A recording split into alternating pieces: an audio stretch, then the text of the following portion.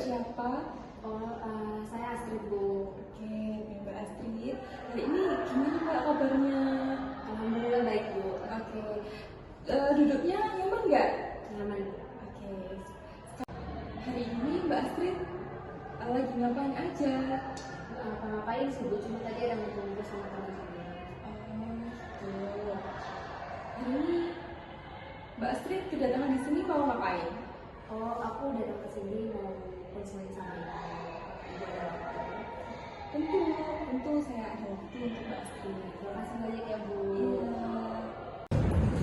Jadi begini Mbak Astrid, konseling itu adalah bantuan profesional yang dilakukan oleh dua orang, yaitu saya konselornya dan Mbak Astrid konselingnya, agar Mbak Astrid itu bisa memecahkan masalah yang sedang dihadapi Mbak Astrid. Nah, konseling ini ada beberapa asas-asas, yaitu yang pertama ada asas kerahasiaan, ada kesukarelaan, ada keterbukaan. Nah, asas kerahasiaan ini ketika Mbak Astrid cerita pada ibu, itu dijamin aman, tidak akan bocor ke mana-mana. Yang kedua, asas kesukarelaan, yaitu asas yang ketika Mbak Astrid cerita ke sini itu tanpa ada paksaan dari orang lain atau dorongan orang lain. Yang ketiga, asas keterbukaan, yaitu ketika Mbak Astrid cerita ke ibu itu terbuka, tidak ada yang disembunyikan atau ditutup-tutupi. Nah, yang selanjutnya kita menggunakan waktu sekitar 30-45 menit. Jika pertemuan ini tidak diselesaikan, maka kita akan menjadwalkan pertemuan yang berikutnya. Apakah Mbak Astrid sudah paham? Iya, Bu. Saya paham. Apa masalah yang sedang dihadapi oleh Mbak Astrid? Jadi begini, Bu. Saya kok merasa pembagian waktu belajar saya dengan kegiatan sehari-hari kok saya susah untuk membaginya, Bu. Susah yang kayak gimana ya Mbak Astrid? Ya kayak tugas saya itu menumpuk, Bu. Waktu untuk istirahat itu tidak ada sepertinya. Nah, saya selalu merasa capek gitu, Bu. Sampai yang kayak gimana ya Mbak Astrid? Saya rasa kayak pegel-pegel dulu. Sehabis dari kampus pasti ada saja yang salah. Waktu tertentu yang seperti apa ketika membuat kamu merasa lelah? Ya kayak ada tugas banyak, Bu. Belum lagi belajarnya kan. Terus saya juga belum tahu dengan sistem pelajaran saat ini loh. Sepertinya kamu resah dengan pembelajaran saat ini ya? Iya, Bu, belum lagi belajar di kelas. Emang belajarnya kenapa? Itu loh, Bu, kadang-kadang saya tuh ngerasa ngantuk, Bu, pada saat proses pembelajaran di kelas kan. Itu kayaknya akibat dari kecapean ya. Kamu mengantuk, emang kamu belajar jam berapa? Terus kamu selesai melakukan bersih-bersih itu pukul berapa? Nah, saya kan selesai bersih-bersih itu kayaknya pukul 5 sore gitu, Bu. Terus dimulai lagi pukul 4, Bu. Belajarnya itu kayaknya mulai pukul 9 ya. Lah, bukannya waktu pukul jam 5 sampai jam 9 malam kamu tidak melakukan kegiatan yang membuat kamu lelah? Iya juga sih, Bu. Palingan aku hanya ngobrol sama teman-teman aja sih.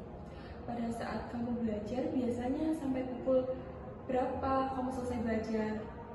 Pukul 11 malam sih, Bu. Lalu apa yang kamu inginkan? Ya, saya tuh ingin nilai saya tuh baik, Bu. Bagus, itu seandainya kamu belajar dengan giat, pasti kamu dapat nilai yang bagus. Iya, Bu, mungkin waktu belajar saya itu perlu diubah agar saya tuh lebih fokus belajar lagi, Bu.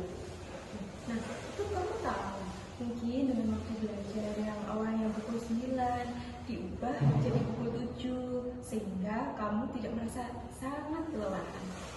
Iya juga sih, Bu.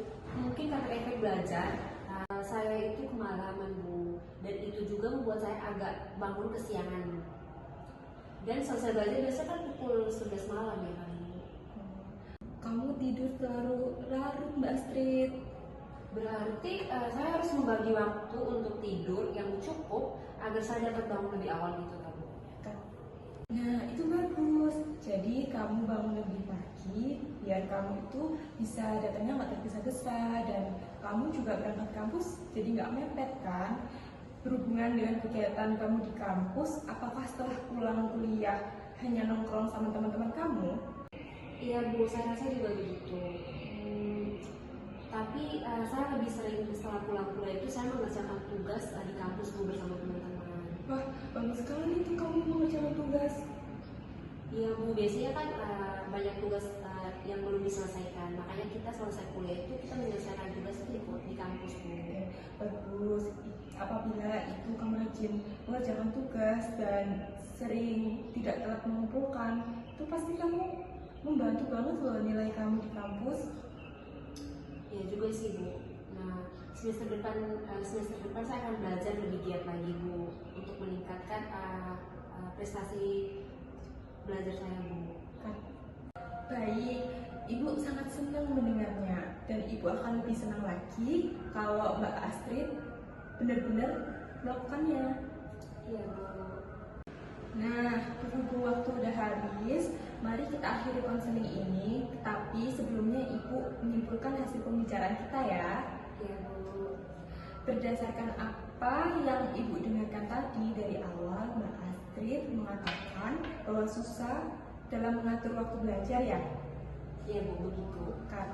Dengan kegiatan sehari-hari akibat time management yang kamu kurang efektif dan Mbak Astrid mempunyai rencana untuk mengubah waktu belajar yang awalnya larut malam menjadi lebih awal, serta Mbak Astrid juga berjanji akan lebih giat belajar lagi. Baik Bu, saya akan berusaha untuk mengubah waktu belajar saya agar lebih baik lagi. Baiklah, kalau begitu konseling hari ini sudah bisa kita akhiri ya Mbak Astrid. Lain kali Ibu berharap Mbak Astrid tidak takut atau tidak malu untuk bercerita pada Ibu. Dan proses konseling ini mungkin bisa dilanjutkan di lain hari. Baik Bu, terima kasih banyak atas waktunya. Nah Bu, aku mau nanya untuk konseling kembali itu bisanya kapan ya Bu? Terserah Mbak Astrid bagaimana enaknya. Iya Bu, terima kasih banyak atas waktunya dan bantuannya juga Bu. Terima kasih banyak. Iya, sama-sama Mbak Astrid. Baiklah Bu, selamat siang Bu. Assalamualaikum. Iya, Waalaikumsalam warahmatullahi wabarakatuh. Hati-hati ya Mbak Astrid di Ya, Bu. jalan. Hati-hati. Siang